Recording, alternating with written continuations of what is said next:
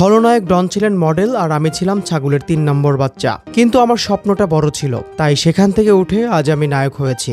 সম্প্রতি চিত্রনায়ক আরেফিন শুভ motivational trainer ডন সামাদানির একটি ইভেন্টে উপস্থিত হয়ে তার জীবন ও ক্যারিয়ারের উত্থানের গল্প শেয়ার করতে গিয়ে এমন তথ্য শেয়ার করেন। এ সময় দর্শকদের অনুপ্রেরণা দিতে গিয়ে তিনি জানান, নায়ক হয়ে ওঠার পথ মোটেও সহজ ছিল না তার।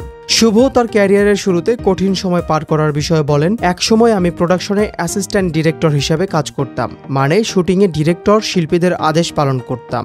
যেমন এই এদিকে আয়, এই পানি দে, এই আর্টিস্টের স্যান্ডেল মোচ, এসব অর্ডার পালন করতাম। 2005 সালে মডেলিং দিয়ে ক্যারিয়ার শুরু করা আরেফিন শুভ পরে টেলিভিশন নাটকে অভিনয় করে দর্শকের মন জয় করেন। 2013 সালে ভালোবাসা জিন্দাবাদ সিনেমার মাধ্যমে বড় পর্দায় অভিষেক ঘটে তার। এরপর ছুঁয়ে দিলে মন, Dhaka attack, mission extreme, black war সহ একাধিক সফল সিনেমায় অভিনয় করেছেন তিনি। সম্প্রতি তিনি বলিউডের একটি ওয়েব সিরিজেও অভিনয় করে আলোচনায় এসেছেন।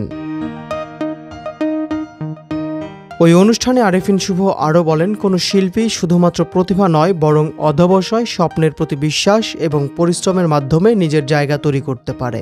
তার জীবনের উদাহরণ নতুন শিল্পীদের এবং তরুণ প্রজন্মকে অনুপ্রেরণা যোগায়, দেখিয়ে দেয় যে ছোট শুরু থেকেই বড় স্বপ্ন পূরণ সম্ভব।